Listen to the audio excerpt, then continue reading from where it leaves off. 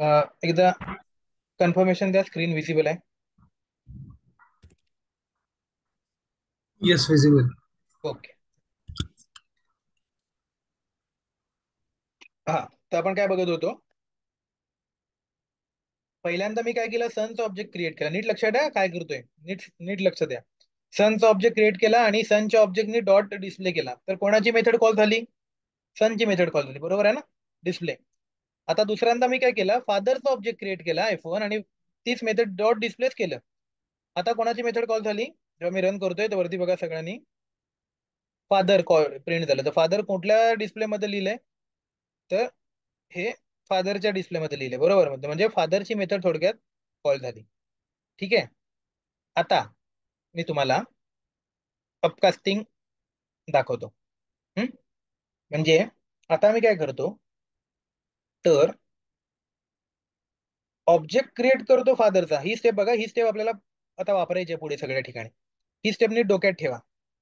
आता मी काय करणार, ऑब्जेक्ट रेफरन्स म्हणजे व्हेरिएबल क्रिएट करणार फादरचं. नीट बघा, आतापर्यंत मी एकतर चाइल्डचं व्हेरिएबल क्रिएट करत होतो. इकडे बघा, ही स्टेप होती, दोन स्टेप बघा. एकतर मी चाइल्डचं व्हेरिएबल क्रिएट करत होतो आणि त्याला चाइल्डचा ऑब्जेक्ट पास करत होतो, पहिली स्टेप. दुसरी स्टेप, लाईन नंबर 13, फादरचं व्हेरिएबल क्रिएट करत होतो. म्हणजे फादर डेटा टाईप असलेलं F1 नावाचं व्हेरिएबल म्हणजे ऑब्जेक्ट. पण जर तुम्ही आता डेटा टाईपच्या भाषेत बोलायला गेलात तर व्हेरिएबल, बरोबर ना. इंट आहे तसं. फादर त्याचा डेटा टाईप झाला, फादर क्लास, सन क्लास आणि S1 व्हेरिएबल. तसं त्याला म्हणतात रेफरन्स म्हणतात. रेफरन्स. तसं फादर त्याचा डेटा टाईप झाला आणि त्याचा व्हेरिएबल F1. तर आतापर्यंत मी कसं करत होतो, तर ह्याला S1 ला सनच्या व्हेरिएबलला सनचाच ऑब्जेक्ट असाइन करत होतो आणि फादरच्या व्हेरिएबलला फादरचाच ऑब्जेक्ट असाइन करत होतो. ठीक आहे. आता मी काय करणार, तर थोडा बदल करणार याच्यामध्ये. आणि आता बघा मी काय करतो नीट. फादरचा मी बनवणार एक व्हेरिएबल, एक, आणि त्याला मी असाइन काय करणार, तर न्यू. फादरचा नाही करणार आता मी, सनच्याला करणार. New son. म्हणजे फादरचा स्टोअर करण्यासाठी ऑब्जेक्ट व्हेरिएबल त्याचं बनवलंय, पण क्रिएट करताना न्यू कीवर्डनी कोणाची मेमरी म्हणजे कोणाला क्रिएट केलाय, तर चाइल्डला क्रिएट केलाय. म्हणजे नवीन एक चाइल्ड ऑब्जेक्ट बनेल. न्यू कीवर्ड काय करतो, जो आपण कन्स्ट्रक्टर देतो तो कॉल करून त्याचा ऑब्जेक्ट क्रिएट करतो. त्यामुळे सन क्लासचा ऑब्जेक्ट बनेल, पण तो असाइन होताना कुठल्या व्हेरिएबलला होईल, फादरच्या व्हेरिएबलला असाइन होईल. सगळ्यांना नीट कळते का ही गोष्ट? तर याला म्हणतात की त्याला अपकास्ट करणं. तर म्हणजे याला म्हणतात की रेफरन्स व्हेरिएबलला फादरच्या चाइल्डचा ऑब्जेक्ट असाइन करणं. ठीक आहे. आता मी वरचे दोन कमेंट करतो. वरचे दोन कमेंट करतो आणि इथे आता F2 वापरलाय ना, म्हणून इथे F2च घेऊ आपण ऑब्जेक्ट. आता डिस्प्ले केले, आता दोन्ही दिसत आहेत. आता इंटरव्ह्यूला असं विचारतात, कोणाची कॉल होईल सांगा. फादरचा इथे तर लेफ्ट हँड साईडला फादर दिसतोय, राईट हँड साईडला सन दिसतोय. कोणाचं डिस्प्ले कॉल होईल? तर डिस्प्ले कोणाचा कॉल होणार, तर तुम्ही ऑब्जेक्ट कोणाचा क्रिएट करता इथे, सनचा. त्याच्यामुळे ऍक्च्युली न्यू कीवर्डनी तुम्हाला जी मेमरी मिळणार ती सनसाठी, म्हणजे सगळं होते ते सनसाठी. त्यामुळे ऑब्जेक्ट मेथड कॉल होणार सनची, आणि ती स्टोअर होणार फक्त F2 नावाच्या फादरच्या व्हेरिएबलमध्ये. आणि फादर त्याला का स्टोअर करणार, तर ह्याच्यामध्ये आता तुम्हाला, आता आपण जो कन्सेप्ट बघितला होता, जर तुम्हाला आठवत असेल, ऑटो बॉक्सिंगचा आणि इनबॉक्सिंगचा जो कन्सेप्ट होता आपला, याचा रॅपर क्लासेसचा, त्याच्यामध्ये मी तुम्हाला सांगितलं होतं की मोठा क्लास डबल इंटिजरला स्टोअर करू शकतो, पण इंटिजर डबलला स्टोअर नाही करू शकत. म्हणजे मोठी बालदी छोट्या बालदीला स्टोअर करू शकते, मोठं भांडं छोट्या भांड्याला स्टोअर करू शकतं, पण छोट्या भांड्यात तुम्ही मोठं भांडं नाही टाकू शकत, मोठ्या भांड्यातलं पाणी. तसं आहे. आता फादर याचा मुळात पॅरेंट क्लास आहे, त्यामुळे तो याच्यापेक्षा मोठा आहे ऑलरेडी. याच्यामध्ये याच्या याच्यापेक्षा ते काय म्हणतात त्याला, की हा ऑलरेडी सगळा कंटेंट याच्यामध्ये ऑलरेडी आहे, आणि शिवाय याचा वेगळा कंटेंट आहे, त्यामुळे हा याचा फादर क्लास. त्यामुळे तो सनची गोष्टी कॉल करू शकतो. ठीक आहे ना, हे असं अलाउड आहे. कारण हे, हा मोठा आहे आणि तो छोटा आहे, हा पॅरेंट आहे आणि तो चाइल्ड आहे. ठीक आहे, त्यामुळे हे असं जावाने अलाउड ठेवलंय. त्यामुळे आता हा डायरेक्टली सनच्या मेथडला कॉल करू शकतो. ठीक आहे. आता बघा आपण डिस्प्ले देऊन बघू. आता हा डिटेल कन्सेप्ट मध्ये आपल्याला घुसायचं नाही सध्या. ठीक आहे, ते आपण डिस्कस करू इंटरव्ह्यू काही क्वेश्चन्सच्या वेळेला.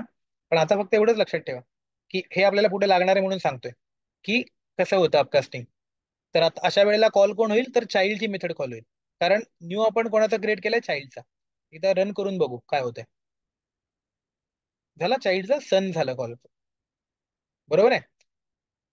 आणि हेच जर आता सनचा इथे तुम्ही करताय आणि इथे तुम्ही न्यू फादर असं करायला गेलात, बघा वडिलांनी बदललं. तर इथे बघा, ऍड इथे गेल्यानंतर तुम्हाला एरर देईल, type mismatch cannot convert from father to son. फादरला मी सन मध्ये कन्वर्ट नाही करू शकत, म्हणजे उलटा नाही जाऊ शकत मी. मोठ्याला छोट्यामध्ये नाही आणू शकत, छोट्याला मोठ्यामध्ये टाकू शकतो. तर त्यामुळे हे डाऊन कास्टिंग हे अलाउड नाहीये. कधी कधी इंटरव्ह्यूवर असा एक क्वेश्चन देतात हा, आणि म्हणतात आता सांग कोणाची कॉल होईल, आणि असं उलटं गेलेलं असतं वरती. तर तिथे तुम्हाला सावध राहायचं असतं. तिथे तुम्ही लगेच बघायचं, अरे बाबा इथे चाइल्ड आणि हा याचा उलट करतोय, मग म्हणायचं सर नाही, it is not possible, this is down cast, not upcasting, so this is not allowed in Java. असं तुम्हाला तिथे जरा केअरफुल राहून, हा म्हणजे गुगली टाकतात इंटरव्ह्यू, की एक अशी शिस्तीत क्रिएट करतात आणि असे खाली F1 डिस्प्ले सांग आता कोणाची कॉल होईल. मग आपण म्हणतो अरे ज्याचा जे क्रिएट झालाय फादर, ओके फादरची इथे सन आणि फादर मी नावं रिलेव्हंट घेतलीत, तिथे ए आणि बी नावं असतील, आपण पटकन बोलून जातो की बीचं न्यू आहे म्हणजे बीची कॉल होईल सर. पण आपण हे बघत नाही की कोण पॅरेंट आहे आणि कोण चाइल्ड आहे, उलटं गेले की सुलटं गेलंय. तर इथे थोडं ते आपण लक्ष देऊन तिथे सांगायचं असा इंटरव्ह्यू क्वेश्चन बऱ्याचदा विचारतात. म्हणजे एक सिंपल तुम्हाला टेक्स्ट पाठवतात त्याच्यात 3-4 लाईनचं असं, आणि कुठं कोणाची मेथड कॉल होईल एवढं विचारतात. ठीक आहे. तर हे सगळ्यांच्या लक्षात आलं की हे अलाउड नाहीये. आणि हे अलाउड आहे. तर हे अलाउड आहे आणि याचा आपण वापर इकडे पण करतो. कशामध्ये करतो दाखवतो तुम्हाला मी. आपण याचे कोड बनवले. जरा इकडे हे ओपन करू. कुठे गेले कोड आपले,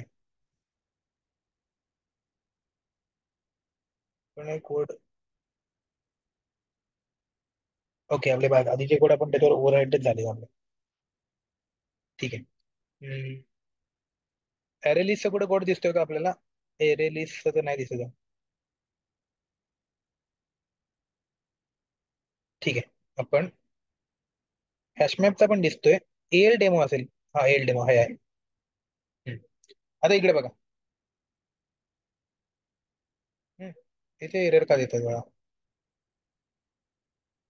हा ठीक आहे, जाऊ दे. ते आपल्याला बघायचं नाही, इथे बघा. हम्म.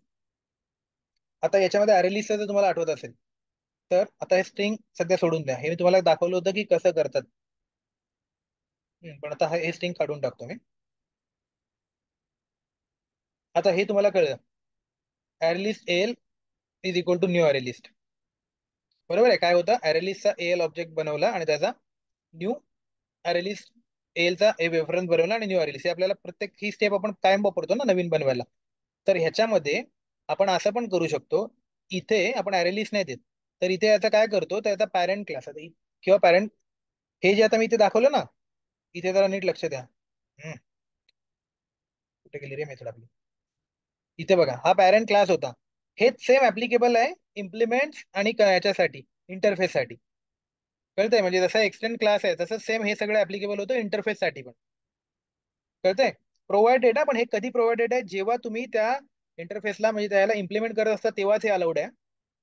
आणि जेव्हा तुम्ही त्याची मेथड वापरत कॉल करत असाल तेव्हाच ते अलाउड आहे. पण पण मी मला काय आता म्हणायचंय की हे जे एक्सटेंड फादर केलं, तेच जर फादर इंटरफेस असता आणि इथे इम्प्लिमेंट असतं, तरी पण हे मी असं करू शकलो असतो. कळतंय. हे सेम ऍप्लिकेबल आहे अपकास्टिंग डाउनकास्टिंग, दोन्हीकडे इनहेरिटन्सच कन्सेप्ट आहे ना, त्यामुळे जसं आपण पॅरेंट क्लासला करतो तसं पॅरेंट इंटरफेसला पण हे अलाउड आहे. ठीक आहे. तर आता हेच डोक्यात ठेवा आणि आता ऍरेलिस्ट मध्ये येऊ, कारण ऍरेलिस्ट मध्ये आता क्लास नसणार आहे, वरचा इंटरफेस असणार आहे. तर हे तुम्हाला आठवत असेल की आपण थोडंसं ऍरेलिस्टचं स्ट्रक्चर बघितलं होतं. आत्ताच झालंय हे थोड्या दिवसापूर्वी. तर कशामध्ये गेलं होतं, जावा बेसिक्स मध्ये ते होतं. तर हे जर तुम्हाला आठवत असेल की आपण कलेक्शन फ्रेमवर्क बघितलं होतं. तर कलेक्शन फ्रेमवर्कचं एक स्ट्रक्चर बघितलं होतं. त्याच्यामध्ये हे आठवतं तुम्हाला, अरे लिस्ट हा चाइल्ड क्लास होता आणि त्याचा इंटरफेस कुठला होता, लिस्ट होता. त्यामुळे असंच रिलेशन जसं आता आपण बघितलं पॅरेंट चाइल्ड हे दोघांमध्ये आहे. ठीक आहे. त्यामुळे इथे तुम्ही असं देऊ शकता, आणि असं आपण बऱ्याचदा वापरतो. List, sorry typing mistake, list L is equal to new array list. ठीक आहे. असं तुम्ही देऊ शकता. ठीक आहे. कळलं हे का देऊ शकता? कारण हा त्याचा पॅरेंट आहे, म्हणजे हे आणि हे सेम आहे. मी इथे प्रूव्ह हे करतोय. Father F2 is equal to new son. म्हणजे तो पॅरेंटचाही बनवतोय आणि त्याला चाइल्ड असाइन करतोय. त्यामुळे जेव्हा तुम्ही F2 डॉट डिस्प्ले कराल तेव्हा ऍक्च्युली सनचे व्हाल. सनचे ते होतील. ठीक आहे. तर हे आपण असं का करतो? तर हे लिस्टचं उद्या तुम्ही याला उद्या वाटलं की एल बनवून ठेवलं, उद्या तुम्हाला वाटलं की मला अरे लिस्ट नाही वापरायचंय, तर याच्यामध्ये जर तुम्ही गेलात उद्या मला वाटलं मला लिंक लिस्ट वापरायचंय. ठीक आहे. तर याचे क्लास आहेत जे आपण वापरत नाही आपण आपल्या सेलेनियम मध्ये, पण उद्या मला वाटलं तर मग मी काय करणार, वरती फक्त एक हे बनवून ठेवणार, हे डिक्लेअर करून ठेवणार एक. ठीक आहे.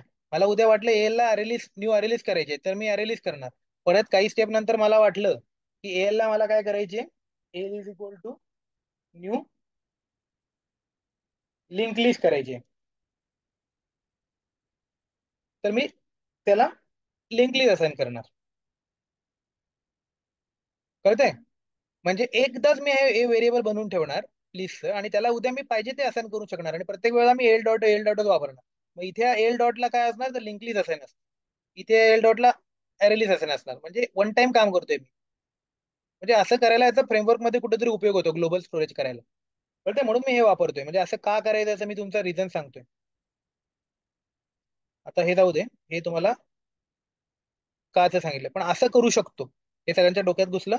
हे अपकास्टिंगचा कन्सेप्ट सगळ्यांना कळला की चाइल्डला आपण पॅरेंटच्या ऑब्जेक्ट पॅरेंटच्या व्हेरिएबल मध्ये टाकतोय. अपकास्ट केलं त्याला. ठीक आहे. आता हे काय सांगितलं, कारण हे आपल्याला आज वापरायचंय. इकडे या आता. सन सन हे सगळं आता क्लोज करतो. होपफुली तुम्हाला कळलंय.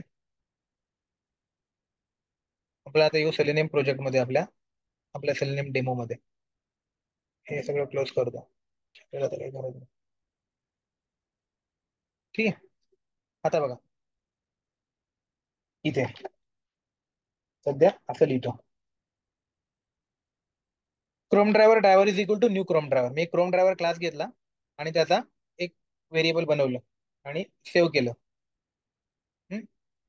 आणि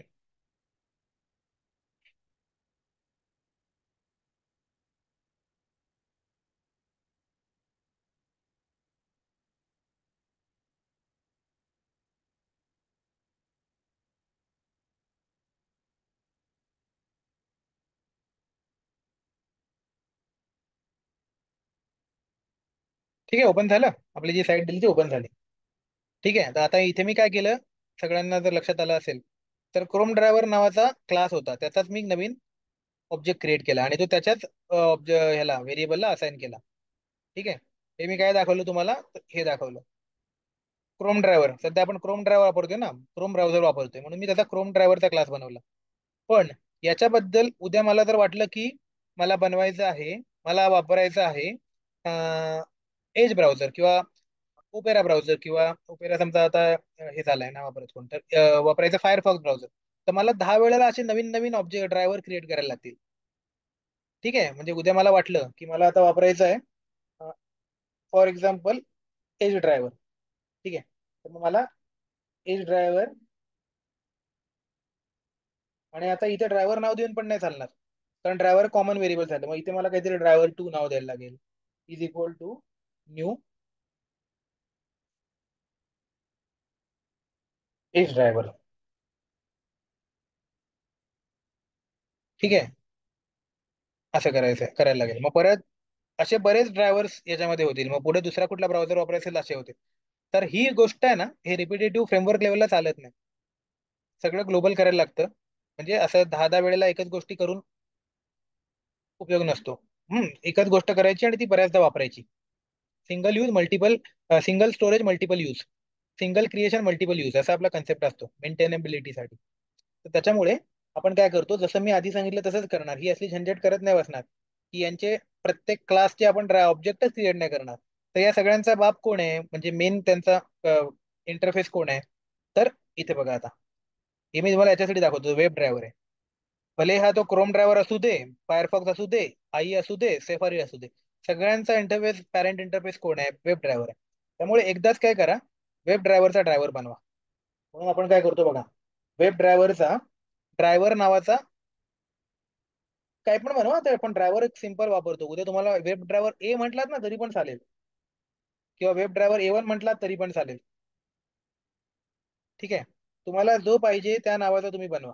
ठीक आहे, आता खाली आपण ड्रायव्हर वापरले तर त्यामुळे आपण ऑब्जेक्ट त्याला नाव द्यायचं म्हणून आपण ड्रायव्हर नाव देतो.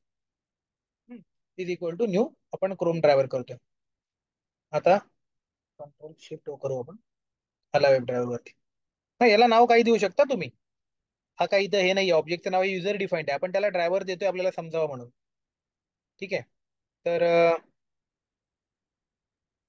हे झालं त्याचं ऑब्जेक्ट. आता हे कळलं, हे अपकास्टिंग कसं झालं ते. Web driver is equal to new Chrome driver. मग उद्या तुम्हाला वाटलं की न्यू एज ड्रायव्हर, तर direct is equal to driver is equal to new Edge driver करा, म्हणजे त्याच ड्रायव्हरला एज ड्रायव्हर असायन होईल. उद्या वाटलं त्या ड्रायव्हरला फायरफॉक्स करायचं, तर driver is equal to new Firefox करा, मग त्याच याला फायरफॉक्सचा ऑब्जेक्ट असाइन होईल. पण एक व्हेरिएबल एकच राहील, जे कायम वापरलं जात राहील. असा कन्सेप्ट आहे, म्हणून इथं आपण असं वापरतो. तर हा कन्सेप्ट आहे ना, तो तुम्हाला आता एवढा नाही समजणार. जेव्हा फ्रेमवर्क मी दाखवीन, आपण जेव्हा फ्रेमवर्क बनवू आणि फ्रेमवर्क मध्ये हे करायला आपण एक बेस क्लास वापरतो, त्याच्यात वन टाइम हे ड्रायव्हर इनिशियलायझेशन आपण करतो. वन टाइम इनिशियलायझेशन करतो आणि नंतर काय जसा जसा नीड येईल तसे आपण स्विच किंवा इफेल्स लावतो, की ड्रायव्हरची व्हॅल्यू हे टाकली तर हे वाचव हे. तर तेव्हा तुम्हाला याचं अप्रिसिएशन कळेल की हे करण्याचा फायदा काय. आता तुम्ही म्हणाल काय सर, क्रोम ड्रायव्हर लिहिला काय आणि वेब ड्रायव्हर लिहिला काय, काम तर होतंय. एक क्लास करताना ते त्याचं महत्व समजत नाही. जेव्हा असे आपल्या याच्यामध्ये 30-40 पेजेस बनतील आणि मग त्यांना कुठेतरी एका ठिकाणी 100 वेळाला आपल्याला ड्रायव्हर लिहायला लागेल, मग ते 100 लाईन वाचवण्यासाठी मग तेव्हा तुम्हाला कळेल, हा हे एकदाच लिहिलं तर बरं वाटेल. पण त्याचं अप्रिसिएशन आता नाही कळणार. आता फक्त हे लक्षात ठेवा, मी हे कुठला कन्सेप्ट सांगितला, की असं लिहिल्यावर कुठेतरी तुम्हाला वाटलं अरे हे सर काय केलं, इथं वेगळं आहे आणि इथे आतापर्यंत सर तुम्ही इथे जे लिहायचं तोच नाव इथे घ्यायचं, बरोबर. आणि आज तुम्ही हे काहीतरी वेगळं लिहिलं, कालच लिहिलं होतं आपण. तर इथे तुमच्या डोक्यात पटकन ज्यांनी नीट ऑब्झर्व केलं, असं अरे असं का केलं असेल, तर ते तुम्हाला कळावं म्हणून मी फक्त एवढा तो अपकास्टिंगचा कन्सेप्ट जो राहिला होता आपला तो एक्सप्लेन केला. आणि हा इथेच मी मुद्दामून केला कारण हे ताजं ताजं तुम्हाला द्यावं, नाही तर आधी करून हे आता विसरायला झालं असतं. ठीक आहे, हे सगळ्यांना कळलं की हे अपकास्टिंग असं आपण केलंय. तर म्हणून आता हा ड्रायव्हर काय बनला आपला, तर हा ड्रायव्हर ह्या वेब ड्रायव्हरचा एक ऑब्जेक्ट बनला, की ज्याच्यामध्ये ऍक्च्युली तो इम्प्लिमेंट कुठल्या मेथड करतोय, तर क्रोम ड्रायव्हरनी ज्या इम्प्लिमेंट केलेल्या मेथड आहेत त्या सगळ्या तो वापरू शकतो. म्हणजे आता ड्रायव्हर डॉट जेव्हा मी करीन तेव्हा मला काय मिळतील, तर क्रोम ड्रायव्हर नावाचा जो क्लास आहे जावामध्ये, त्या क्लासनी ज्या ज्या पण मेथड्स केलेल्या असतील, इकडे बघा क्रोम ड्रायव्हरचा क्लास मी ओपन करून दाखवला तुम्हाला, ज्या ज्या त्याच्यावर कंट्रोल एंटर केलं ना की तो क्लास ओपन होतो. तर या क्लासनी बघा स्वतःच्या ज्या ज्या गोष्टी लिहिल्यात, ठीक आहे, तर हा काय करतो, तर क्रोमियम ड्रायव्हरला एक्सटेंड करतोय. ज्या ज्या कुठल्या मेथड्स आहेत त्या सगळ्याच्या सगळ्या मेथड्स ज्या तुमच्या आहेत त्या तुम्हाला त्याच्यामधून मिळून जातील. कशामध्ये, तर त्याचा ऑब्जेक्ट वापरून, ह्या ऑब्जेक्ट डॉट करून आपण सगळं क्लासच्या सगळ्या मेथड आपण ऍक्सेस करू शकतोय. आपल्याला माहिती आहे ना आता हा कन्सेप्ट, आता ऑब्जेक्ट ओरिएंटेड प्रोग्रामिंगचा लक्षात ठेवा. ड्रायव्हर डॉट आणि सगळ्या मेथड. त्यामुळे इथे मी काय केलंय, तर ड्रायव्हर डॉट केले आणि फक्त गेट केलंय. तर नीट तुम्ही लक्षात दिलं तर तुम्ही बघा आता इथपर्यंत आपलं आता जावाच चालू आहे ना कोड, बघा अजून काही सेलेनियम आलं नाहीये, जावा सारखंच करतोय. आणि इथे जेव्हा मी ड्रायव्हर डॉट करीन तेव्हा आता रेडीमेड बऱ्याचशा मेथड्स आल्या. तर हे आहे ना, हे आता जे मेथड झाल्या ते आता सुरू झालं आपलं सेलेनियम, म्हणजे वेब ड्रायव्हर पासूनच झालं. पण इथून आता तुम्हाला सगळं लक्षात ठेवायचं, कारण आता क्रोम क्लासच्या म्हणजे वेब ड्रायव्हर क्लासच्या मेथड्स असणार सगळ्या. तर या सगळ्या मेथड पण वेगवेगळ्या ऑटोमेट करण्यासाठी वापरणार, वेगवेगळ्या ड्रायव्हर सोबत कम्युनिकेट करण्यासाठी वापरणार. परत एकदा मागे जाऊन आठवा की आपण ऑटोमेशन करतो म्हणजे काय करतोय. नीट डोक्यात ठेवा हा कन्सेप्ट, की मॅन्युअली ज्या गोष्टी आपण करायचो, जी टेस्ट केस एक आली आहे ती मॅन्युअली आपण टेस्ट केस बघायचो, लॉग इन करायचं आहे तर लॉग इनच्या युजर नेमवर क्लिक करायचो, एक टेस्ट डेटा टाकायचो, पासवर्डवर क्लिक करायचो, इनपुट बॉक्सवर टेक्स्ट डेटा टाकायचो, लॉग इन बटनवर क्लिक करायचो, आणि मग पेज नेक्स्ट पेजवर जातंय एक्सपेक्टेड की खाली एक मेसेज येतोय की एरर समथिंग, हे आपण व्हॅलिडेशन करायचो, हे सगळ्यांना आठवत असेल. तर तीच गोष्ट आता आपल्याला ब्राउझर थ्रू ऑटोमेशन थ्रू करून घ्यायची आहे. तर त्यासाठी तुम्हाला ऑटोमॅटिक त्या त्या त्या ब्राउझर सोबत कम्युनिकेट करता आलं पाहिजे, त्या त्या एलिमेंट्सला जाता आलं पाहिजे, इनपुट बॉक्स पर्यंत पोहोचता आलं पाहिजे, तिथे टेक्स्ट टाकता आलं पाहिजे, लॉग इन बटनवर क्लिक करता आलं पाहिजे. आणि हे कोणी केलं पाहिजे, कोडनी केलं पाहिजे, तुम्ही नाही करणार ना. त्यासाठी कोडनी ब्राउझर सोबत कम्युनिकेट केलं पाहिजे. कम्युनिकेट करायचं म्हणजे तुम्हाला कुठल्या तरी मेथड्स लागतील, बरोबर आहे. तर त्या या मेथड्स आहेत. ड्रायव्हर डॉट बोलल्यानंतर तुम्हाला ज्या मेथड्स येतील त्या तुम्ही वाचाल, तर बघा त्याच्यामध्ये तुम्हाला एक वेगवेगळ्या मेथड्स येतील.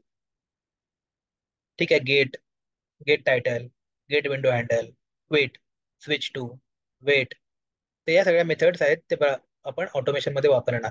तर आता ह्या सगळ्या आपल्याला लक्षात ठेवायच्या. मी तुम्हाला म्हटलं होतं, जर नीट आठवत असेल, की सेलेनियम मध्ये मेन जर जावा तुम्हाला कळत असेल, तर बाकीच्या आपल्याला ह्या गोष्टी फक्त लक्षात ठेवायच्या जास्त, की कसं वापरायचं त्या सगळ्या गोष्टी आणि त्याचा यूज. म्हणजे मॅनेज मेथड काय करेल, ठीक आहे, गेट विंडो हँडल काय करेल, ठीक आहे, गेट करंट URL काय करेल, गेट पेज सोर्स काय करेल, गेट टायटल काय करेल.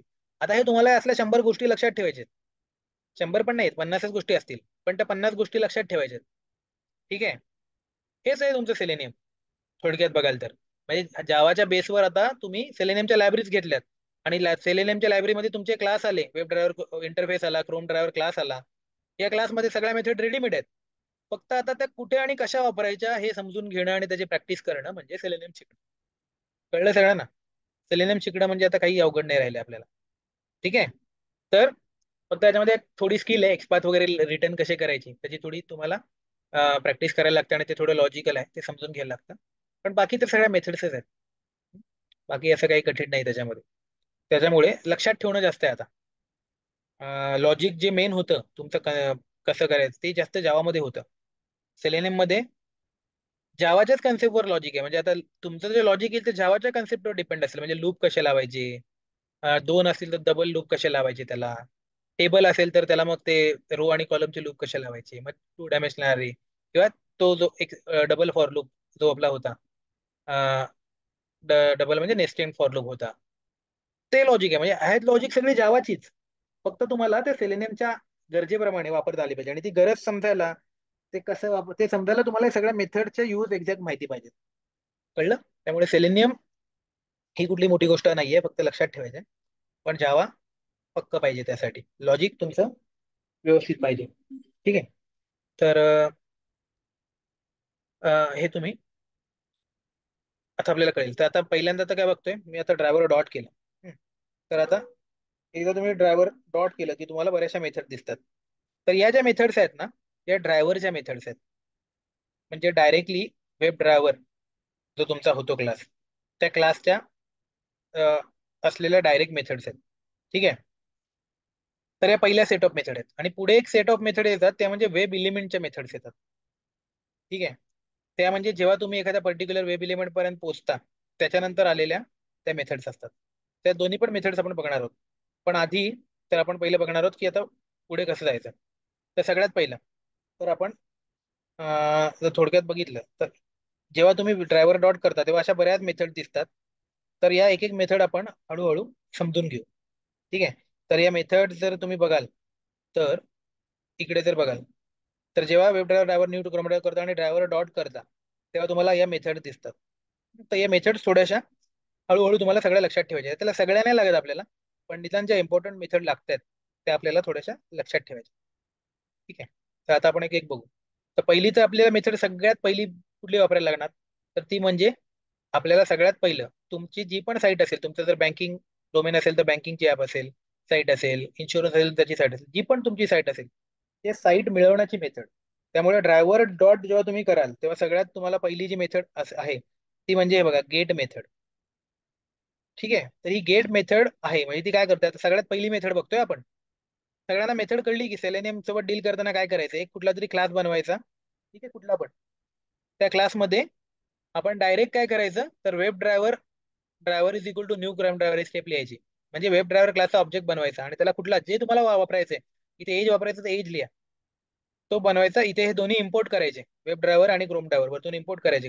इम्पोर्ट करायला एकतर याच्यावर जाऊन तुम्ही इम्पोर्ट असा द्या, किंवा कंट्रोल शिफ्ट ओ दावा, किंवा मॅन्युअली ही लाईन लिहा. काही पण करा, हे इम्पोर्ट केला.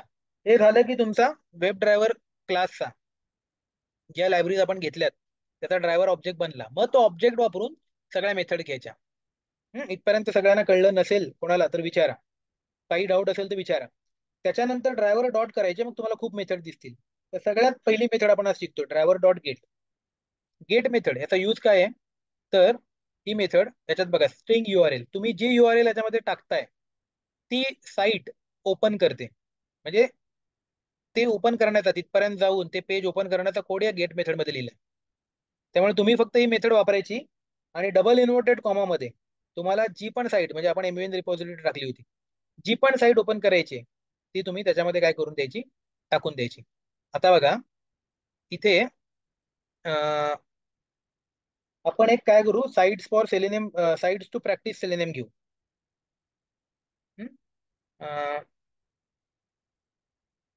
कारण अशा ज्या साईट्स असतात ना, त्याच्यामध्ये हे लिहिलेले असतात. नाही, या नाही.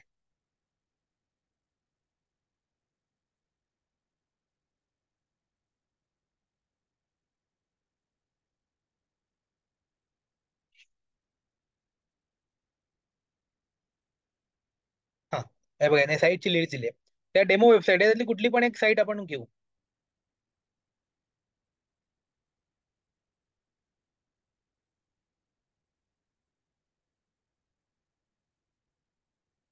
हा, हे बघा ही साईट एक डेमो साईट आली. अशी कुठली पण एक डेमो साईट घ्या.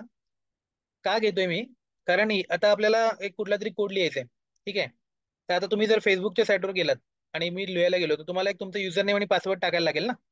मग ते तुम्हाला रिव्हील करायला लागेल, ओपन करायला लागेल पासवर्ड, आणि त्याचा डेटा तुमच्याकडे वेगवेगळ्या सेट ऑफ डेटा लागेल, 10 लोकांचा डेटा, की पहिला युजरचा डेटा हा, मग दुसरा, अशा 10 लोकांचे रिअल वेबसाईटचे डेटा कसा घेणार ना आपण, की फेसबुकचे 10 युजर नेम, 10 पासवर्ड, जे करेक्ट असतील, जे रॉंग असतील, असा सेट.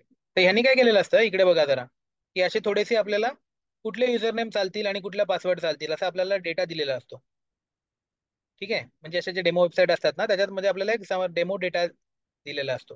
हा डेटा आपल्याला टेस्टिंग मध्ये आपण जेव्हा करतो तेव्हा ऑब्व्हियसली आपल्याकडे असतो तो, आपल्या कंपनीकडे, की जर तुम्ही मॅन्युअल टेस्टिंग केली असेल, तुम्हाला माहिती असेल की जर साईटमध्ये चालणारी युजर आयडी म्हणजे ज्यांनी सक्सेसफुल लॉग इन येईल असे तुम्हाला 10 आयडी दिले असतील, किंवा न चालणारे असतील, तो डेटा तुम्हाला डमी डेटा म्हणा, किंवा डेमो डेटा म्हणा, असं तो तुम्हाला डेटा देतात. ठीक आहे. तर असा डेटा आपल्याकडे नसतो ना, आणि आपल्याला असा पुढे पुढे जायला तो डेटा लागतो, काहीतरी भरायला लागतं तिथे. त्यामुळे मग असे डेमो साईट घ्यायचे, आणि डेमो साईटवर कसं असतं, सिंपल सिंपल लोकेटर्स वापरून त्या बनवलेल्या असतात, असे कॉम्प्लिकेटेड लॉजिक पण जास्त त्याच्यामध्ये नसतात. ठीक आहे. तर आपण एक कुठली जी पहिली भेटली ती डेमो साईट घेतली. ठीक आहे. तर बघा याचं नाव काय तर आहे, sosdemo.com नाव आहे याचं. ठीक आहे. तर काय करायचं बघा, आता ही साईट आपल्याला पहिली ओपन करायची. आता असं अझ्युम करा आजपासून, म्हणजे ही डेमो साईट काय आपण रोज नाही वापरणार, आज वापरली आहे, उद्या आपल्याला वाटलं तर दुसरी वेबसाईट वेबसाईट घेऊ. आपल्याकडे काय 100 डेमो साईट्स पडल्यात, ज्याच्यात जे चांगलं वाटेल ते घ्यायचे आपण. ठीक आहे. तर आणि काही तर आपण ओरिजिनल साईट्सवर पण घेऊ, म्हणजे जसं मेकमॅट्रिप असेल किंवा स्पाइस जेट असेल, अशा पण वेबसाईटवर जाऊन डायरेक्ट पण आपण ऑटोमेट करू शकतो. एकदा तुम्हाला ऑटोमेशन आलं की तुम्ही जगातलं काही पण कुठलं पण वेबसाईट ओपन करून ते ऑटोमेट करू शकता.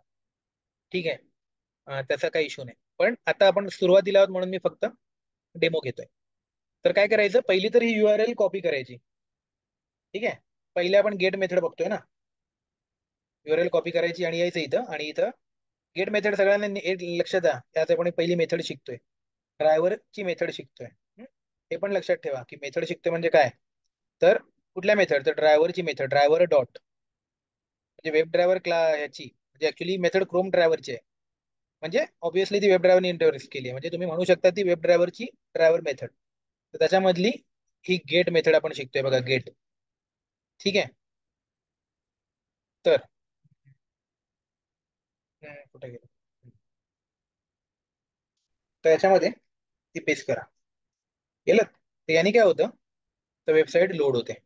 आता कंट्रोल S करा, सेव्ह झाला प्रोग्राम, आणि एक्झिक्यूट करा.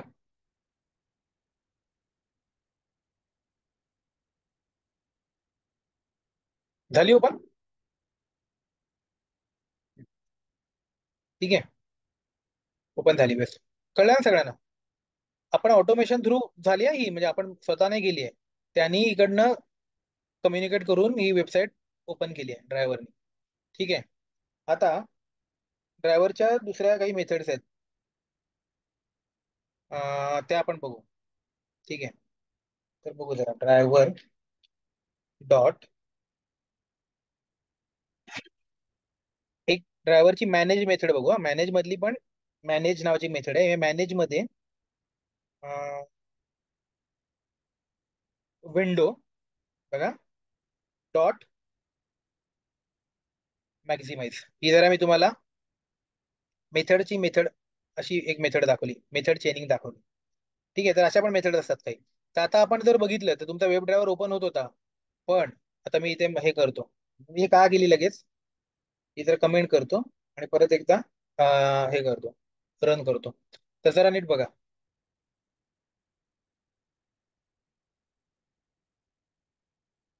ओपन तर होत होता पण तो मॅक्झिमाइज नव्हता होत. बरोबर ना, हा ओपन होत होता पण हा मॅक्झिमाइज नव्हता होत, असाच राहत होता. तर आपल्याला काय पाहिजे की त्या मॅक्झिमाइज पण झाला पाहिजे.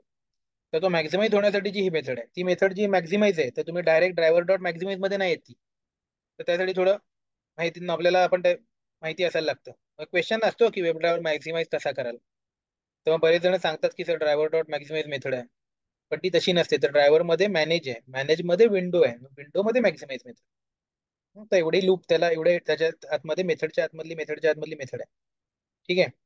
तर ही अशी मेथड आहे. तर आता हे करू आणि आता परत एकदा करून बघू की आता मॅक्झिमाइज होतंय का. असं एक एक मेथड करायची. दुसरी मेथड शिकलो आपण, ड्रायव्हर मधली मॅक्झिमाइज मेथड. आता हे मॅक्झिमाइज करते का बघू. केलं मॅक्झिमाइज. ओपन पण केला आणि आपला कोड मॅक्झिमाइज पण झाला. ठीक आहे, क्लोज करा. दोन मेथड शिकलो.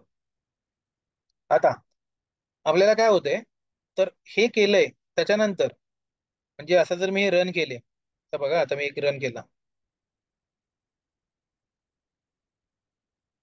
इथे माझी ब्राउझरचा इन्स्टन्स ओपन झाला. ठीक आहे, परत मी आलो याच्यामध्ये, रन केला.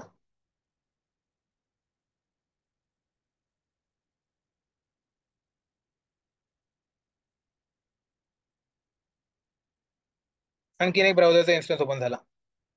दिसतंय, पण इथे इथे तुम्ही बघाल तर बघा 1 2 3, हे तीन उगाचच विंडो ओपन राहिल्या. म्हणजे जर मी स्क्रिप्ट 10 वेळा लिहिले तर अशा 10 क्रोमचे इन्स्टन्सेस ओपन होतील. आणि तेवढे क्रोम मेमरी किती खातो माहिती आहे तुम्हाला, की जर एवढे ओपन झाले तेवढी तुमची रॅम वर त्याचा इफेक्ट होऊन तुमचं सगळं मग हळूहळू तुमचा काय म्हणतात त्याला, स्लो डाऊन होईल. असं जर तुमचे 30 40 जर क्रोम ओपन झाले चुकून, तर हँग होऊन जाईल. म्हणजे स्लो डाऊन होईल कॉम्प्युटर, परफॉर्मन्स रिड्यूस होईल. त्यामुळे आता हे ओपन झाल्यानंतर ते क्लोज पण झालं पाहिजे, असं जर आपल्याला काम असेल तर त्याच्यासाठी मग आपण काय करणार, तर ड्रायव्हर डॉट आणि एक मेथड येते ती म्हणजे क्विट. ठीक आहे, तर जेव्हा तुम्ही क्विट मेथड देता, सेमीकोलन देता, तेव्हा आता काय होईल, जी आपली ओपन झालेली विंडो असेल ती क्लोज होणार. आता परत रन करू. आता बघा, ओपन झाली, क्लोज झाली. क्लोज झाली पण आपल्याला कळलं पण नाही, त्यामुळे आपल्याला बघायला पण नाही मिळालं आतमध्ये काय होते. ठीक आहे. तर आता ही आपण एक ऑब्झर्व केलं की अरे ओपन झाली पण लगेचच क्लोज झाली, म्हणजे ओपन झाली की नाही एवढं पण कळलं नाही. काय म्हणजे त्याच्या आतमध्ये काय आहे ते पण बघायला नाही मिळालं. तर मग याच्यासाठी आपण वेट्स लावतो. तर वेट्सचे खूप प्रकार आहेत सेलेनियम मध्ये आणि हे आपण थोडं नंतर करणार आहोत. आत्ताच ते मी तुम्हाला वेटचे टाईप सांगणार नाहीये. हे थोडं पुढे गेल्यानंतर फ्रेमवर्क लेवलला आपण वेट्स डील करणार आहोत. ठीक आहे. आता फक्त मी तुम्हाला त्याच्यामधला एकच टाईप डायरेक्ट आपण जो वापरणार आहोत, जो ऍक्च्युली जावाची मेथड आहे, ती आपण वापरणार आहोत. ती मेथड म्हणजे थ्रेड डॉट स्लीप. ठीक आहे. तर ही मेथड आपण वापरणार. ठीक आहे. तर ही जेव्हा मेथड तुम्ही वापरता, तर थ्रेड जावाचा क्लास आहे, त्याच्यामधली स्लीप मेथड, तेव्हा आता तुम्ही बघितलं की पटकन विंडो कमी होती. पण आपल्याला तिथे वेटिंग टाइम पाहिजे असेल काय, म्हणजे समजा 5 सेकंद विंडो थांबली पाहिजे, म्हणजे मला ऑब्झर्व करायला 5 सेकंद वेळ पाहिजे, की 5 सेकंद विंडो पुढे नाही गेली पाहिजे, असं जर तुमचं काही असेल. ठीक आहे, किंवा जेवढे सेकंद 5 पाहिजे 7 पाहिजे, तर तेवढे तुम्ही इथे इथे मिली सेकंद मध्ये असतं. तर तुम्हाला 7 सेकंद पाहिजे, तर मी 7000 टाकणार, म्हणजे 7000 मिली सेकंद, म्हणजे 7 सेकंद गाडी आपली तिथे पुढे काहीच होणार नाही. ठीक आहे. तर आता इथे जर तुम्ही बघाल, आता तुम्हाला मी क्वेश्चन विचारतो. हे मी तुम्हाला एकदा आधी दाखवले, तेव्हा तुम्हाला थ्रेड ड्रॉपची माहित नव्हती, पण आताच काही लेक्चर पूर्वी दाखवले. आणि इथे एक एरर आली आहे. आता ही एरर काय बघा, अनहँडल्ड एक्सेप्शन टाईप असं म्हणते. आणि इथे मी जेव्हा क्लिक करतोय तेव्हा मला तो दोन क्विक फिक्स देतोय. एक म्हणजे ऍड थ्रोज डिक्लेरेशन आणि सराउंड विथ ट्राय कॅच. आता मला सांगा हे कुठलं टाईपचं एक्सेप्शन आहे? थ्रोज. ओके, कुठलं? सॉरी, मी ऐकलं, मला मिस झालं तुम्ही काय म्हटलात ते.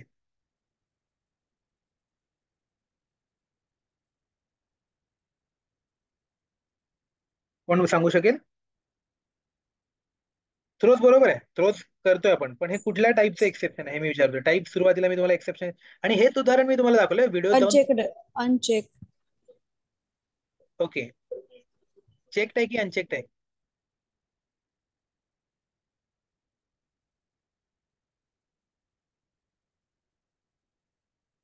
बरोबर आहे, म्हणजे ऍटलीस्ट तुम्ही टाईप तरी बरोबर, म्हणजे कुठला टाईप आहे तुम्हाला ते स्ट्राईक झालं की मी बोललो होतो.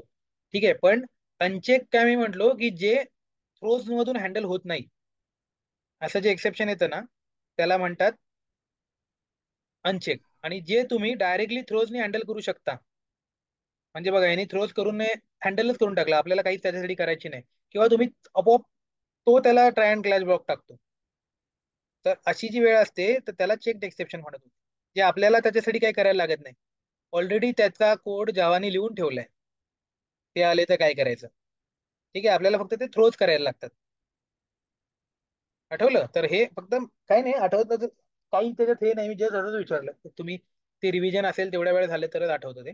पहिल्या वेळेला ऐकून काही आठवत नाही, त्यामुळे कोणी असं काही हे करू नका, आठवलं नाही म्हणजे काय नाही, हे नसतं. पहिल्यांदा ऐकून काहीच लक्षात राहत नाही, जेव्हा तुम्ही सेकंड थर्ड इटरेशन मारता त्याचं, तेव्हाच ती गोष्ट डोक्यात बसते. पण फर्स्ट टाइम आपण बघितलं होतं मागच्या वेळी ते. ठीक आहे, त्यामुळे फक्त आता काय लक्षात ठेवा की इथे मी आधी हे एकदा झालं होतं, तर मी फक्त हँडल केलं डायरेक्ट, ते चेक असल्यामुळे तर जावानीच ते हँडल करून टाकलं. आपल्याला काय त्याची करायची वेळ नाही आली. त्यांनीच विचारलं हे चेक आहे तर मी हँडल म्हणजे करू का, तर ते पण ते दोन पद्धतीने करू शकतं हँडल चेकवर. ते स्वतःचे पण ट्राय अँड त्याला लावू शकतं, किंवा थ्रोज करू शकतं. आपण बेटर थ्रोजचा ऑप्शन सिलेक्ट करतो. हा म्हणजे ऍक्च्युली हा नॉट आयडियल ऑप्शन, पण तरी पण आपण इझी ऑप्शन असल्यामुळे सिलेक्ट करतो. ठीक आहे, तर हे करून दाखलं. तर हे फक्त मी सांगितलं की असं मध्ये कधी कधी येतं, मग थ्रेडचं ते करून थ्रो झालं की ते होऊन जातं. त्याचा टाईप इथे त्यांनीच टाकला बघा, कुठला आहे ते इंटरप्टेड एक्सेप्शन, त्याचा टाईप झाला. म्हणजे जर त्याचा ऍक्च्युअल टाईप बघायचं, पण जर ब्रॉड लेवलला त्याचा टाईप बघितला तर तो कुठला आहे, चेक आणि अनचेक मध्ये हे चेक आहे, कारण ते त्याचं त्याचं ते हँडल करण्याचा कोड आहे त्याच्याकडे, आपल्यावर ते लोड नाही टाकत आहे. हम्म. जे नसतात त्यांचा म्हणजे अरिथमॅटिक वगैरे असे काही जे असतील, ज्यांचं त्याच्याकडे हँडल करण्याचा लॉजिक माहित नाही त्याला की काय होईल, मग त्याचा ते आपल्यावर लोड टाकतात. ठीक आहे. बरं ठीक आहे, ते जाऊ दे, आता एक्सेप्शन मध्ये घुसायचं नाही. डिस्ट्रॅक्ट होऊ नका कोणीच, ते विसरून जा सगळं जे काय मी बोललो होतो ते. आता इकडे फोकस सगळं इथे घेऊन या. हं? आणि परत लक्षात ठेवा आपण कुठे होतो. आपण बघितलं होतं की ब्राउझर मॅक्सिमाइज होतोय आणि लगेच क्लोज होतोय. मॅक्सिमाइज आणि क्विट मध्ये मला बघायला वेळच नाही मिळत आहे, म्हणून मी ते वेट टाइम टाइम टाकलाय 7 सेकंदाचा.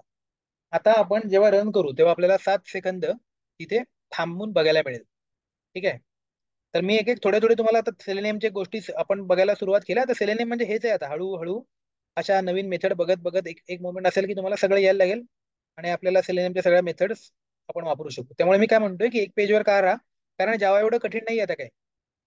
जेव्हातल्या गोष्टी तुम्हाला एकदा माहीत झाल्या किंवा थोड्याफार जरी आठवत असतील, तरी त्याच्या बळावर तुम्ही हे धडाधड धडाधड या गोष्टी करू शकाल, आणि तुम्ही वेब हा आनंद घेऊ शकाल. म्हणजे एकदा तुम्ही वेब पेज स्वतः ऑटोमेट करायला लागलात, पुढले पुढले पेज करायला लागलात, की तुम्हाला जो कॉन्फिडन्स येईल तो वेगळा असेल. मग तुम्हाला स्वतः ती गोष्ट करण्याची मजा येईल, मग स्वतः तुम्ही कराल. कारण जावामध्ये एवढे इझिली गोष्टी होत नव्हत्या, म्हणजे रिझल्ट पटापट दिसत नव्हते. एवढं करून काय होत होतं, तर एक लाईन आउटपुट यायचं आपल्याला, ते बघण्यात मजा नाहीये. पण हे करून तुम्ही पटापट पुढली पानं